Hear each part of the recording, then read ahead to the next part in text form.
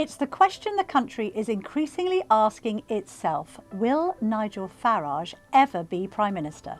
We talked to Fraser Nelson about his new documentary exploring what does Nigel want to do his sums add up, who's supporting him, and will he enter number 10? He realises that the dysfunctionality of government will afflict no matter who goes in there. You get the four best prime ministers we ever had, bring them back, put them there, and they will struggle to turn around the NHS. Right. And they will come up against the same laws that stop you sorting out the border control, etc. So I think that right now he's a bit of a bluffer at the auction. Right. I think that he's winning and he's scared that he might. Fraser Nelson joins us in the Daily Tea studio again. Welcome, Fraser. You've done a Dispatches on benefits, and now you've moved on to a different subject, Nigel Farage. I have. They're actually kind of related, because if you look at the sort of parts of the country where reform is most popular, they're the places where government is working worst for them. So in these welfare hotspots, like take Blackpool, for example, really majored on that in my welfare documentary. There's now a reform pub in Blackpool. And when you walk around that place, you can kind of see why there is such depth of despair with all political parties. For example, the Metropole Hotel, which is the sort of Buckingham Palace of Blackpool as was, the only big hotel on the seafront, is now a migrant hostel.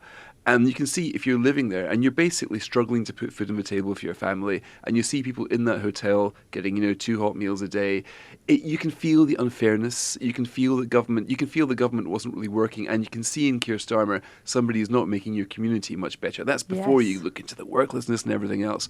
But that's a sort of cliche of reform support in a way. The kind of decaying seaside town. It's more than what we're now seeing, I think, and what you wanted to explore in the film, were the positive reasons for voting reform. People see them as a solution. We're seeing now immigrants voting for reform. We're seeing young professionals who start to see reform as a disrupting force.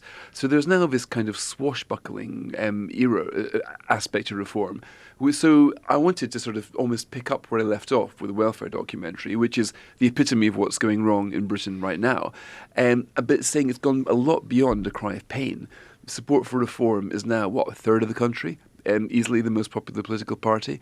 And that is because people start to see Nigel Farage as a solution as well as being a way of protesting against the problems. That's the point, isn't it? Because to what extent is Nigel Farage's success built on the fact that he is good or that his opponents are really, really bad? Well, it strikes me that your subject matter has gone from rags to riches. You've gone from dealing to the poor to a man who is really very rich. And one question that immediately jumped out at me when you're talking about Blackpool is, why would Blackpool not just vote for a left-wing party? Why is it not leaning towards a progressive party? Why are people who are poor leaning towards a man who, let's be honest, is wealthy, used to be a stockbroker, and was a Thatcherite until 5 minutes ago? Well, you're certainly right. I mean, we've got a prefect at Dulwich Academy. It's funny, I spoke to the Tory leader of Kent Council, who was just completely trounced by reform. He's now out of a job. He was at Dulwich with Nigel Farage. Both of them were prefects together. But this isn't really a paradox. I mean, look at Donald Trump. He's not exactly a proletariat. And so to understand this, I think we have to get to, first of all, voters don't really judge in this country people by whether they're rich or the poor. They don't really care. Right. I mean, that's sort of, if you're a left-wing attack man, you might think, okay, let's portray David Cameron as being really, people didn't care how rich Rishi Sunak was. They don't care about Nigel Farage. They care about whether he talks their language, whether he is concerned about what they're concerned about, whether he embodies their anger, which he certainly does, and whether he is able to also communicate some kind of way out of this. So that's one thing we need to forget. Whether somebody is rich or whether he's poor, it doesn't matter. The other thing we have to forget are our notions of left and right. They just do not help us anymore. So the likes of United might sit and think, okay, look at his policy on welfare, so therefore he's moving to the left here, but there's a contradiction here because he's moving to the right in immigration. Your average voter doesn't think about that. But the problems they're facing now are huge and interlinked. So they don't really think, okay, I place myself here in the spectrum and Farage is on the right. If you look at the places that are going from big numbers, they are the former staunch Labour places, which have become effectively rotten boroughs because they've been ignored for so long, treated as safe seats for so long. And now they are rebelling. So what we're seeing now is, in many ways, the coming together of the Brexit vote. That's the biggest single correlation of reform vote now, the places that voted most for Brexit. And the other aspect of this is the Boris 2019 coalition, because there was an aspect of hope that Boris represented there, that he'd be able to take Brexit and turn it into a kind of agenda for economic renewal, kind of have a more cohesive social model, an economy where low pay paid better, where people's prospects were better, where employers didn't just bus in immigrants to fill vacancies. But to the eternal shame of the Conservative Party, they completely blew that. They had immigration going treble what it was before, and they basically, when Boris was standing up saying, we're not going to go back to the old model of immigration and low wages, he had sent immigration through the roof. Now, he hadn't realised this. This was more cock-up than conspiracy, but the effect was the same. So you've got people who basically believed in a radical vision that they were sold in 2019, a radical vision they were sold in Brexit. But this is also a country that almost voted for Jeremy Corbyn as well in 2017. He came very close. So yes, this but is... that indicates then, I'm just thinking, also with Trump in mind, that we do gravitate towards these political personalities, even though deep down we might have grave reservations about their actual ability to govern. Okay, so the Johnson appeal is he reaches the parts that others can't because he's plain speaking, he's relatable. The whole adage of you would have a pint with him, you would go for a pint with Boris Johnson. You would probably actually arguably go for a pint with Jeremy Corbyn. At least you knew what he stood for. I mean, you might be banging on about CND and the benefits bill, but whatever. There's a clarity of vision there. The same with Farage. At least you know what Farage believes in, and he's able to articulate it very, very easily. Yes. The trouble is that I do still think deep down, and this comes back to is he actually good, or is it just because everyone else is bad? Yes. We do have to ask the fundamental question of, it's all very well that you perform well on I'm a Celebrity and GB News and at the pub and at rallies and in speeches. Are you actually capable of being Prime Minister? I just want to say, in the past, there were plenty of politicians who you'd have had a drink with, but you wouldn't necessarily have voted for them because there was a competent alternative. It's not just, to go back to this point about, is it about Nigel or is it about politics being so bad? It's not just that Nigel is amicable, it's that there is also not a compelling alternative to his amicability. I'm not going to say, OK, well, Keir's a bit of a square, but I still believe he can run things better. No, people don't think he he's can run fit things to be better. Prime Minister. So I might as well go for a giggle because everyone's rubbish at this job.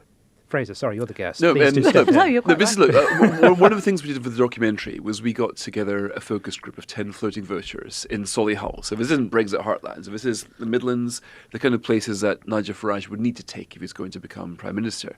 And we just listened to them talk. And I was on the other side of the screen, and it was very interesting. First of all, they all spoke about Farage in terms of whether he's going to govern or not. Not a single one of them thought it was an absurd notion, in the way that some people still do in Westminster. Very interesting. So every single one was, is he going to govern? Would that be a good or a bad thing? Nobody was saying that it wasn't plausible. Now, the other thing was the depth of just exasperation. Some of them voted Tory, some of them voted Labour. Now, one of them said that they weren't quite sure what Keir Starmer stood for at the time, but a year on, what do we find out? He's taking away your winter fuel payments, and he's basically going to cut your benefits. So as far as they can work out, they had an open mind as to Labour, because Starmer only half sold himself to the country. He got 34%, a smaller vote share than any post-war Prime Minister. So he hadn't sealed the deal. But in office, he's disappointed so much that they've already given up. And I think the whiplash of all these various prime ministers means people do give up a little bit quicker now. So the bedrock of Nigel Farage's support is absolutely not just an exasperation with the other two, but a feeling that they are basically the uni party, that Labour has not managed to come up with any significant correction to the many problems that they diagnosed in the Conservatives. So you've got the idea of a failed consensus, which Farage promises to smash, and there is appetite for that. Not that they necessarily think he will build, but they think that he is a necessary corrective to a failed consensus. Yes. He is somebody who will take apart the old, which they badly think needs to be taken apart. Now, I was reminded of when I was on the campaign trail for the Scottish referendum in 2014. And, you'd say the usual, independence, it might not work, the economics wouldn't stack up, there'd be large deficits. But then I found out, to my shock as a unionist, that you could almost tell approaching somebody if they were for or anti the union. If they were basically well dressed, if it looked as if life was going well for them, they're more likely to be unionist. But if it looked as if life wasn't going particularly well for them, they would be a separatist. So people had basically, the ones who wanted to overturn the apple cart believed that that cart was full of rotten apples. Now that same sentiment is behind the reform vote. They want to overturn the apple cart. They've got no, if they now pretty much accept the analysis of being status quo parties, and it doesn't really matter who's in charge of it. It's the same kind of confines, the same problems. Nobody's really getting to grips with them. And in Farage, you have got a radical alternative. But interestingly, not just in Farage, in the Reform Party, which itself is beginning to convey real meaning, real hope. We commissioned an opinion poll saying, would you still vote Reform if it wasn't for Farage? And interestingly, it's only about 3-4 points down. Really? That surprises me. Me too. Okay. Because we've all discussed, I'm sure, does reform exist if something happens to Nigel Farage? And one assumes not. I thought not. Because they weren't doing well in the last general election until Nigel They were re-entered. nothing before he came along, and with his insurgent power, which took the Brexit party to number one in the space of weeks in the European elections, he did exactly the same. And as to whether Farage is good or not, as a politician, he's one of the best we've ever seen. I completely agree with that. Sorry, do not get me wrong. Yeah. Of all of the politicians operating in the UK today, he is by far the best communicator. He's the best at managing the media. He is the best in terms of, I think, relatability. People can come up to him, stop him on the street, and he will speak human to them in a way that others can't. But, and I do think, by the way, I've called it before, there is an F-it factor, Farage and the other F, that people are looking at their ballot papers like they did with the EU referendum and literally just thinking, F it. How much worse can it get? I've had enough of this. We've had successive Tory and Labour governments break their promises, break the country. This guy's offering to fix it. But of course, he, like Boris Johnson, has to unite this extraordinary complex caucus of people. Yes, he needs to appeal to the good people of Blackpool. He also needs to probably appeal to the good people of Beaconsfield. And I think the good people of Beaconsfield are thinking, can this bloke actually run anything? He talks a good game. Richard Tice as Chancellor? I don't know. I own a £1.5 million home and I run a business and I've got employees and I just don't know about this gang because they are a motley crew, Tim. And I wonder, are they overwhelmed by this too? Which is the question I really want to ask, because you've, in the course of this documentary, sat down with Nigel and spoken to him. To go within a year from insurgency party placing fourth to party now on about 34%, with Simon Case, former head of the civil service, saying that Farage and his people should be briefed on how to run government, which is what you would do with an opposition party, which looks like you could enter power. From your conversations with him, is he ready for that? Well, the most interesting question you can ask Nigel Farage, if you get the chance, is do you want the job? Do you wish it was you at number 10? Do you want to sort out the health service? And all of these other tasks which are so big and complicated that everybody else has failed. He'll never give a straight answer. Because I think he's actually not quite good at persuading himself yet. But he would like to spend 4 or 5 years in number 10, fighting with the civil service, pulling a lever, then finding out it's not attached to anything. I mean, that's what the usual problem. Politicians make promises because they overstate how effective the state is. When you get in there, the buttons don't work. And so you've promised you're going to do X, Y, and Z. When you told, oh, sorry, Minister, we can't do that. But you don't actually admit, sorry, guys, the state doesn't work. You've got to go and pretend otherwise. So he realises that the dysfunctionality of government will afflict no matter who goes in there. You get the 4 best prime ministers we ever had, bring them back, put them there, and they will struggle to turn around the NHS. Right. And they will come up against the same laws that stop you sorting out the border control, etc. So I think that right now he's a bit of a bluffer at the auction. Right. I think that he's winning and he's scared that he might. I don't think any of his now, during it, I was saying to him, look, Zia used to have been on the radio saying you're going to track down and expel every single legal immigrant, 1.2 million. Right? No country in the world has ever come close to doing that. So how can you make that pledge? Yeah. And then you say, oh, well, I'm not quite sure. I would say it was a promise. It's more of an aspiration. A bit like the no pay, no tax under 20 grand. That's an aspiration. Right. And I was saying to him, hang on a minute. There's a big difference between a promise and an aspiration. And voters are sick, surely, of being given a promise by a politician only to be told it was only an aspiration. You're sounding like all the rest of them. So he says, oh, Fraser, in politics, all promises are aspirations because you never know what could happen. Now, all of a sudden, he's starting to sound like everybody else. Yes. I would like to have done A, B, and C, but, well, the circumstances were just against me. So this is what he hasn't worked out. But he has got one very good answer to the question, can you govern? And I will give him full credit for this. He was saying that we are now a party of government in 10 local authorities. So you can now judge us by what we do, not in 4 years, but in 1 year. So this time next year, you can look at Kent, almost bankrupt. Have we managed, has Zia Yusuf's team managed to come and find all these savings in Kent? And if it has, then you can take us seriously because our external, our outsider methods will have worked. But if it hasn't, then you'll know we're all full of hot air. So I think he might come to regret making that pledge, but I will give him credit because it's a gutsy thing to do. It's a good thing to do. And we interviewed Lyndon Kemcaran, who is the new leader of Kent County Council for Reform. She's got a job on her hands. She was almost seeing herself as the sort of test case for whether reform can run the country. Shop window, she calls it. She is the shop window. And I agree with you. But then, again, they haven't quantified what success means in Kent. I said, does success mean bringing council tax bills down then? How are we measuring the success? Is it, oh, we've managed to fill 1,000 more potholes than the people that ran the place in the old days? When kind of reform meets reality, that's something that is explored by this documentary. The Institute for Fiscal Studies estimating that reform's promises, and that includes scrapping net zero, ending the DEI agenda, lifting the two-child benefit cap, reindustrialising South Wales, as you said, Fraser, raising that threshold for paying income tax to 20 grand, could cost up to 80 billion per year. I mean, now, to be fair, Richard Tice has made various different announcements. By the way, I think he is angling to be the next Chancellor. Do you both agree? Yeah, Yes. they haven't given him the title, though, to his chagrin, I think. He keeps saying, effectively, I'm the finance spokesman.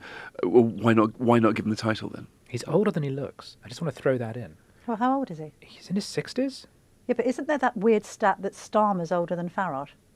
Yeah, you're very probably right. But I just think that he looks like he's 50. I'm sorry, I know that's a very superficial No, point. But Is he like a healthy young leader, eh? No, but Tice does add a kind of like a little bit of, there's a degree he's something of, for the mums. Well, it's Tory posh boy sophistication to what looks like a bit of a kind of rabble. Yeah. Having said all that, he's tried to cost up different policies. And every time they announce these things, let's also take non-DOMs. We're going to attract non-DOMs back to the UK by making them pay a one-off sum of 250 grand, which I think is based on Meloni's policy in Italy, although that's a lower lump sum. And to be fair, loads of millionaires are leaving the UK and going to Florence and Venice and hanging out with Jeff Bezos, no doubt. But again, the number crunchers look at all this stuff and say it's completely unaffordable. Yeah. But maybe they're just poo-pooing because... Did you No. put this to him, did you? Yeah, we basically put all of these things to him, saying, Right. and he was, we'll find a way, we'll find a way. And I said to him, look, if you're a reform voter, you deserve to be told this, right? If you're saying I'm more credible than the other guys, then you have got to face a higher burden of proof. So if you say that I will be the one who keeps promises, you need to show how. You can't just go spraying promises around like confetti and saying, we'll abolish net zero, etc.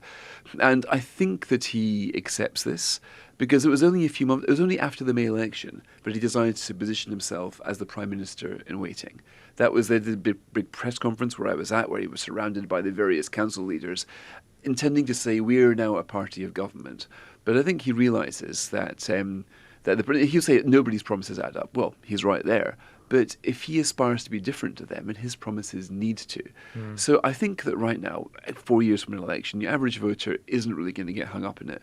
Certainly the voters I spoke to, they weren't hung up in it. They liked the sound of the policies. They thought they weren't quite deliverable without the cuts, but then they backed them anyway. I mean, by the way, who doesn't like the sound of having tax-free income up to 20 grand, right? This is not difficult. It does sound like a good idea. Yeah, of course. People like net zero migration as well, by the way. Yes. Yeah, but Yeah. he hasn't. But he was saying, this will spur extra growth, and the figures don't fit that in. Well, in which case he can model it. He can make these figures stack up. He hasn't begun to think yet in terms of how government would work.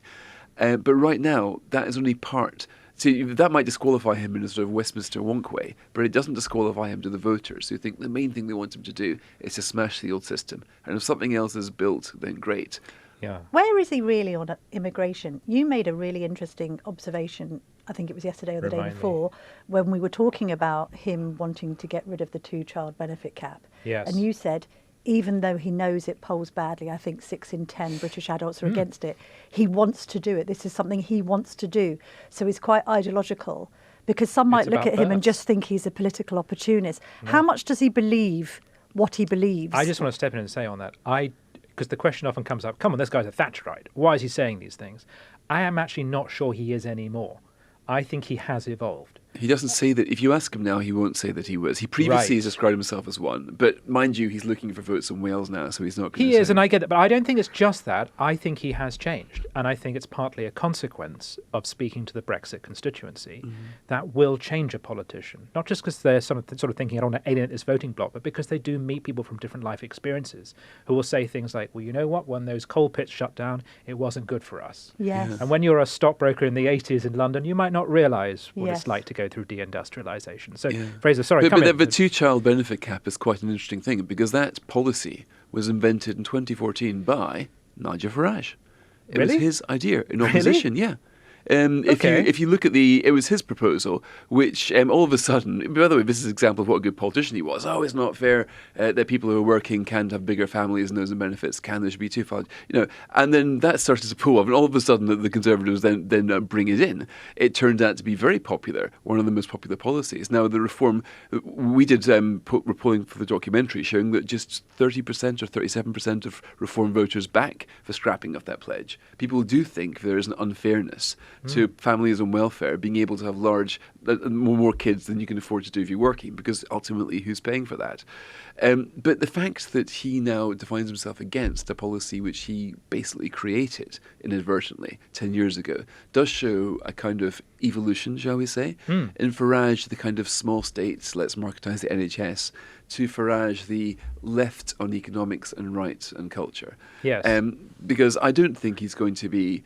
if you ask where he's going to make the savings, he'll point to things like DEI and net zero. Now, sure, there's a lot you can shake out of that tree. But the hardest message might have to come from the Conservatives, saying if we want affordable taxes, we're going to have to cut the government, and it's going to be significant, and you're not going to like it very much. Yes, they have been talking a lot about cutting government waste. Again, it's unquantifiable. On immigration, he's also moved himself away from a more strident Rupert Lowe position. I interviewed Rupert and he was like, I've never called for mass deportations, but he's flirted with the idea.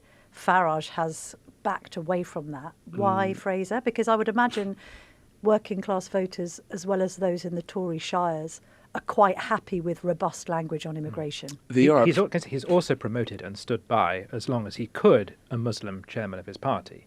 Who he then lost. He's quite fatherly towards him, though. That's an interesting relationship which we'll explore. He doesn't dislike Islam. No, and whenever he's interviewed about it, he will insist Muslims can be and are good British citizens. But the Brexit Party was so multicultural. It was. I remember going up to a working man's club in vote, Pontefract, and there were Sikhs there. There were people from all walks of life. There were black people, there were white people, there were women, there were men, they were old, they were young. It was very Trumpian in that regard. Sorry, and he's Fraser. aspiring to do that again, by the way, with the candidates for the next election. They want to find the kind of the Claire Foxes, the unexpected people, the kind of the great variety of candidates. He wants to present the Reform Party as a kind of party of all the talents. Yes. Because you're right, Camilla. I mean, that was actually a standout feature. I think when the Brexit Party left the European Parliament, it sort of, the diversity went down quite a lot. Yes, I totally They lost agree. something like 80% of their non-white faces. Absolutely, ironically. On immigration, though? On immigration, though, look,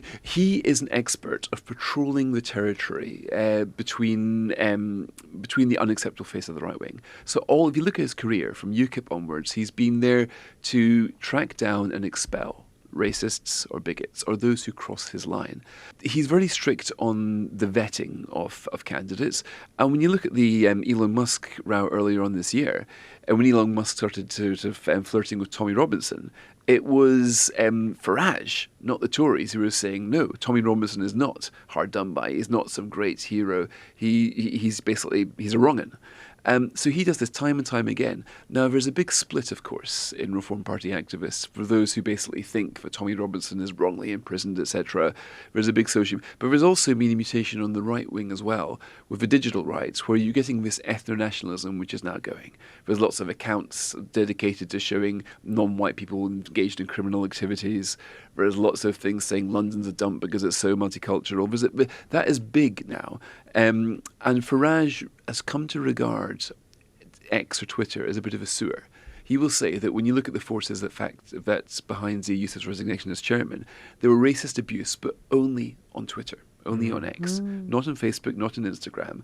So I think he is not being sucked down this kind of rabbit hole in a way that some other people are. But then That's he's been on a journey in that then as well. I mean, as you say, this link to Zia Youssef, they're clearly very, very close. That's opened his eyes to something completely new, I guess. Yeah, I think so. He sometimes says in interviews an equivalent, a version of I am the leopard, after me will come the jackals, right? That he is the last line of defense against the He far said exactly that to me. He says, you should see what will come after me. Right. And I thought, and by the way, I sort of said, well, what do you mean what will come after me? And basically he says, and he's completely right here, that it was Nigel Farage, nobody else, who killed off the BNP. Yes. When Nick Griffin was getting 1 million votes in the European Parliament and getting on Question Time. Griffin says that. Griffin agrees it was UKIP. Nick Griffin thinks there was a deep state conspiracy to use UKIP to destroy his party. It's basically he gave the country a non-racist alternative to express their concerns about immigration, and nobody else was doing that right now. So he did that. And right now, I think there's a lot of... One of the things we find in the opinion poll is the number of people who regard reform as racist. 42% do and 42% don't. Now, this was quite a dilemma of how to use it in the film, because I don't think it's at all racist. So is it even fair to use the label? But I think it matters, because if you look around Europe and in America, racist is a word which is used to attack these parties, a challenger party. You talk of immigration, that's because you're racist. You want to send back illegals, that's because you're racist. Donald Trump, you're a racist. Now, this is important because when people hear this word and they see it misapplied, it gets a backup. And they think to themselves, hang on a minute, you're calling him racist because he wants to control immigration. Well, I want to control immigration, so you think I'm a racist as well. So using this word actually rallies support for the other, for the target party. We speak to Margaret Hodge for the documentary. She was fighting the BNP, and she was saying she never called them racist, because the moment you do that, it's as if you're attacking people for supporting them. You're attacking your voters. But the thing is that if you're the establishment party, you want to rally your base. You want to say, behold the racist. You do that quite a lot. And she was saying, effectively, Margaret Hodge, that Keir Starmer's making a big mistake in making speeches about Nigel Farage, giving press conferences about it, because you shouldn't be thinking of a virus that you need to attack. You should be asking, why are so many people backing him? Do they have legitimate grievances? Yes. And should I, as a party, better address these voters? That's how you fight a challenger. You don't call them names, you don't call them racist, even though there's a big temptation. But sometimes they just can't help themselves, because this attempt to reach for name-calling becomes so great. Now, the other thing is, if you're a challenger party, whether it's Le Pen or Maloney or Trump or Farage, you realise that if you troll the other guys into calling you racist and attacking you, especially for policies that most people agree with you on, then that helps you. So this actually gives you an incentive to try to do little provocations that will make the other guys overreact, because they tend to rise to the bait every time. So this is a tactic which Trump uses quite a lot. He was, if you look at how much he spent in the campaign, very little, but everybody spoke about him because he knew how to wind up the opposition. Yes. And he knew how to get them attacking him for positions where most Americans agreed with him. The wall with Mexico is a popular policy. Banning immigration from the countries he was concerned about is a popular policy. Nigel Farage wants to send all the Channel guys back to France. That's backed by 2/3 of the public. So if you get attacked for policies that most people see as common sense, this helps you. So I think he is an expert in the racial politics here. He knows when to use it and when not to. It doesn't hurt him when he's attacked. It probably helps him, as long as it is help for the right thing. I think he made a mistake in the Hamilton by-election where he tried to claim that Anas Sarwar was claiming that invoking sectarian politics. He wasn't. Yes. And I think people knew that, and I think that probably cost him a few votes. Yeah, it's shades of Zach Goldsmith attacking Sadiq Khan. It doesn't quite work. Yes. I know. Yes. So I think he will learn from that. But I think he didn't want to do it. I think those around him are looking at the Twitter feed saying, look, Nigel, there's a new force here. So let's see if let's talk about burqa bans. A bit of a funny thing to do if you're a party of personal freedom. But let's just press this button and see how far it gets. So I think he's working out what balance the reform should do when it comes to expressing legitimate cultural concerns about integration issues. By the way, concerns that are shared very much by ethnic minorities, even by Muslims, because there's all sorts of strands of Muslim, let alone ethnic minority in this country. And to talk about it as a white versus BME is to completely ignore the reality as faced by most voters. Farage realises that a lot more, I think, than his opponents. Right, well, we've discussed the man. Coming up next, we're going to do the math, as his bestie Donald would say in the White House, because we're going to drill into some of the polling data and find out how he could actually make it to number 10. Welcome back. Fraser Nelson is still with us. We have been talking about Nigel Farage, the man, and what he wants to do, but let's discuss whether or not he's actually going to get a chance to do it. Just today, we've seen a new poll from YouGov which projects that Reform would win the most seats in a general election if it were held today, but would fall short of a majority. It gives Nigel Farage's party 271 seats, Labour in second place with 178 seats, and it's worth mentioning that the Tories would come in fourth with just 46 seats. Fraser, does this reflect what you're seeing in the data? Absolutely. We need to remember that we are now in the territory of four-party politics, and that changes everything. Until now, if you wanted to govern Britain, you needed a fair old chunk of the vote. We're talking 40%, 45%. But if there are four parties, then that bar drops a lot. Now, we've had a taste of four-party politics of the last election, thanks to Mr Farage and Reform. That's what allowed Keir Starmer to get one of the biggest majorities in post-war history on the smallest vote share in post-war history. So Starmer, right now, is the beneficiary of this system. But next time around, it will be Nigel Farage, or it could be. So on these figures, he could actually get the majority with just 30% of the vote. Okay. So if you actually look at the consensus of the polls right now, that's what it points to. Now, you would think, hang on, what, fewer than 1 in 3 Brits vote for this guy, and he gets a majority. This is the Westminster system. It's firm but unfair. Yeah. Now, that unfairness counted against Nigel Farage at the last election, but it promises to help him this time around. So when we're talking about the plausibility of Reform, people might be inclined to say, well, there's no way he could ever get enough support for that. He doesn't need enough support in the terms of what we used to need. Right now, he just needs 30%. You can do it. And what everyone says in Westminster is, but I remember the SDP, that shows how old everyone in Westminster is, who were polling similarly within a couple of years into Margaret Thatcher's administration, but then went down and didn't really recover. Is this vote for Reform solid? Is it something you think is going to last, or does it look like a flash in the pan? There are so many ways it could fall apart. I mean, when Zia Youssef resigned as chairman a few weeks ago, part of me thought, OK, that's it, the show's over. I mean, we do tend to see the Reform leadership falling out with each other quite a lot. But it had no effect. Well, it had no effect at all, and Youssef was back. In fact, if anything, it went on stronger. Right? Yeah. Yes, we had that Ipsos poll at the weekend, putting Reform on 34. Yeah, incredible. So that doesn't seem to have hurt it. But, you know, so look, the Labour might suddenly acquire a great governing agenda and improve the Conservative. All sorts of things could happen between now and the next election. But right now, it's difficult to see what they will do. If you look, I think my film shows, I think, that the support for Reform is real, it's deep-rooted. This isn't flash in the pan, this isn't a moment of anger. It's not just none of the above, it's actually a positive yes to this particular part. It is, but also there is a belief that these guys will smash the old system, which a lot of people need smashed. So I tell you the wild card, it will be the abstainers. We had a lot of abstainers in the last election. They are like a coiled spring. Was it like 2.5 million people that just refused to turn out? Absolutely. One of the highest we've ever seen. And that wasn't apathy, that was anger that kept them away. They were just so seething at the idea of the forced to choose between what they regarded as Tweedledum and Tweedledee. And now they've got a radical alternative. We saw this in Brexit. Why did the pollsters get Brexit wrong? Because a whole bunch of guys who opinion pollsters never bothered to call because they never bothered to vote before, they came out. The same thing happened in 2019. We had a big turnout. So when the abstainers tend to come, they tend to come for the more radical parties because they think there's actually a chance of change this time. Yes. I think the word apathy is absolutely fatal to use in terms of those who don't vote.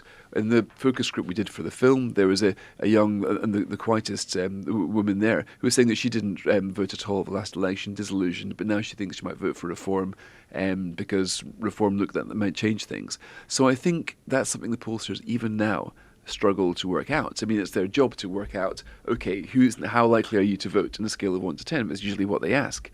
Now, they will always be blindsided by a bank of voters who decide to turn up in a way that people thought they wouldn't.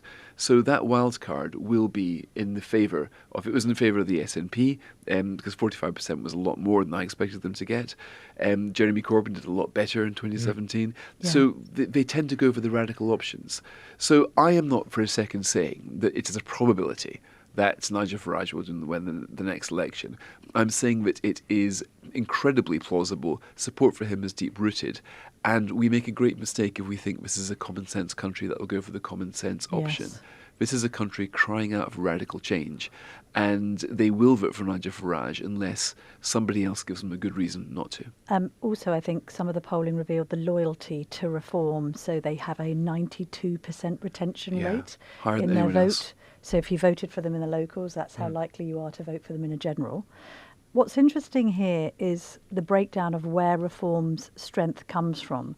21% of 2024 Conservative voters now intending to vote for Reform, 14% of 2024 Labour voters.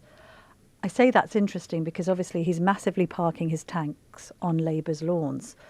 Also, I am increasingly beginning to question the criticism and sort of almost antipathy that reformers now have for Tories. And I'm thinking you've got to be really careful there, because there's this whole divide building up on the right about, oh, well, you're just a Tory and do we even want you because they're a failed party?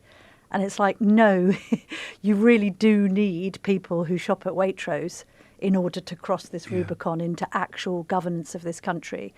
Being righties, all of us, do you understand what I'm saying? A degree of there's some sneering. There's a lot of sneering. There is definitely, lots of personal antipathy. I mean, one of the things that really bugs Nigel Farage is that in 2019 he stood down as candidates for Boris Johnson and significantly contributed, therefore, to the size of a Tory majority, and he didn't even get a thank you.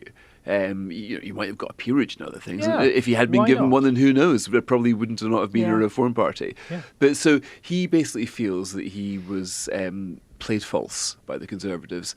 And also, Richard Tice as well feels rejected by them. I think he applied to be a Conservative politician and they kicked him back. So there is previous. But there's also a dilemma for Reform. Do you play a tribal card? In other words, our opponents are just basically malign and confused, or do you try to be outreach, thinking, okay, Conservatives, maybe we could work with you? If you want to get 30% in the polls, you can actually do a tribal Donald Trump style strategy, like you are my people and we think everybody else are bad and wrong. Yeah. So you can be divisive. Divisive won't get you much more than 30%, but it could probably get you 30, and that 30 would probably be quite polarised and behind you. So I don't know. Right now, you can tell that Nigel Farage is trying more outreach than he's used to dealing with people I feel he he's normally outreaching. hates. I think he's outreaching a lot to the working classes, who one might assume would be Labour, but might have switched to Boris Johnson. I don't know if there's that much outreach going out to dissatisfied, disaffected, more moderate Conservatives who didn't go with Reform last time, but may consider it if enticed to do so. I feel like he's inherited that tension from the Brexit vote anyway. It's not just about him, it's just that Toryism itself did split in two over Brexit, and it's never quite healed. I mean, the part of the world that I live in now it did vote for Brexit, but it now feels very Remainer, and it's very divided along those lines, and I'm not sure Reform could win my seat. Where are you, Tunbridge Wells? Sevenoaks, because it's so middle class. Yes. It's commuters, people But who work he in the wants city, to who be holiday so- abroad. He wants to be so middle class. I have told He this is so anecdote. middle He is. class. I've told this anecdote before, though. When he came out of the jungle and we went to an awards ceremony with GB News, and he hadn't drunk in a while, so he's quite well oiled. And he said to me, I said, how's it been since you came out of the jungle? And he said, well, I used to get mobbed in Aldi. Now I'm getting mobbed in Waitrose. Yeah. And I thought, that's what you want, really. Yeah, but that jungle transformed his image, though, because it got him an audience that no other political speech ever could have done. Yeah. Yes. And I think this played a big role in the kind of softening of his image and the Yeah. widening of his appeal. Yes. So that jungle transferred him from being seen as a Brexit partisan to somebody who basically had a far more broader base. Well, youngsters, let's talk about the youth of today, chaps, because my children's generation, so I've got 2 Gen Zs and a Gen Alpha bringing up the rear. So Annabelle's 16, Harry's 14. Their generation is very interested in Nigel Farage. I'm not saying that they are necessarily supporting him, but if people ask about my work, they're often interested in whether I and they have met Nigel Farage. They're not asking questions about Keir Starmer or Kemi Badenoch Oh, heavens no. with respect to them. And then you see this extraordinary social media following. You know, he's got more TikTok followers than I think most of Westminster combined. All of Westminster combined. All of Westminster combined. Thank you, Fraser. He's got enormous reach. We know that the youth of America switched from being almost entirely devoted to the Democrats to considering the Republicans for the first time under Donald Trump 2.0. These children will be voting for the first time at the next general election. Do we think there could be a youth quake in favour of Farage? Fraser. Well, you'll notice that Keir Starmer used to be all in favour of lowering the vote to 16. Yes. He's kind of going a bit soft on that. Yeah, funny, he's not really into proportional representation either anymore. It's Weird. Yeah. So I think that we've seen this, of course, in Germany. AfD has done particularly well in the youth. And when you look at the socials, the new parties knock it out of the park. Usually because they're natives on this. I mean, Farage may not be able to switch on a laptop, but he is a complete natural. He kind of is, he almost lives in this Truman Show world where he's been speaking in sound bites for like 20 years. So he's a natural in this. It lends itself to strong personalities who can speak in short clips, and that's basically what he does. So it is staggering, actually, watching the reform advantage in social media. And these short videos tends to be how the young generation just sees the world now. When you actually look at the whole population, not just the young, more people get their news from TikTok or from Instagram than from any newspaper.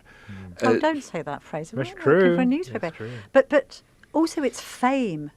I mean, we live in this quite narcissistic world where everyone's sort of obsessed with fame and celebrity.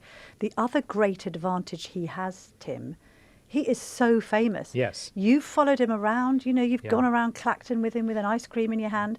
I mean, he's getting mobbed at every In turn. Scunthorpe, he was mobbed by school children. Now, most MPs, if you're out with them during an election, no one pays attention. And if school kids are drawn into it because they see a few cameras, they say, "Oh, is this then? Here, Kylie, who is this?" When Nigel showed up, it was like, "It's Nige. Oh, let's have a photo, Nige."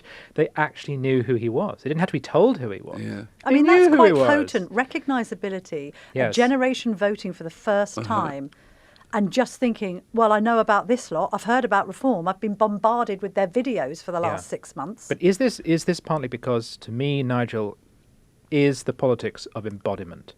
So many politicians look like androids. You don't know who they're trying to be, because they're trying to be all things to all people and not to cause any offence. Nigel Farage puts on the blazer, lights up a fag, and I know who he is. He is England.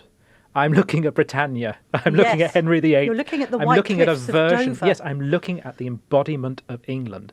And isn't that one of the things that makes him stand above everyone else? The funny thing is that works in Scotland as well. When I was in the Hamilton by-election campaign, even your sort of the Scottish kind of 17-years ago, "Oh, there's Nigel, he's my man," you know. I mean, it was funny that I would agree with you, the embodiment of England. I mean, he was barricaded into an Edinburgh pub when he came to campaign there 12 years ago, but now that is working across the country, partly because he's been doing it for so long, not just the jungle, but because he takes, you build social media followers over the years. So he has now got 1.3 million, which, is off the charts in politics.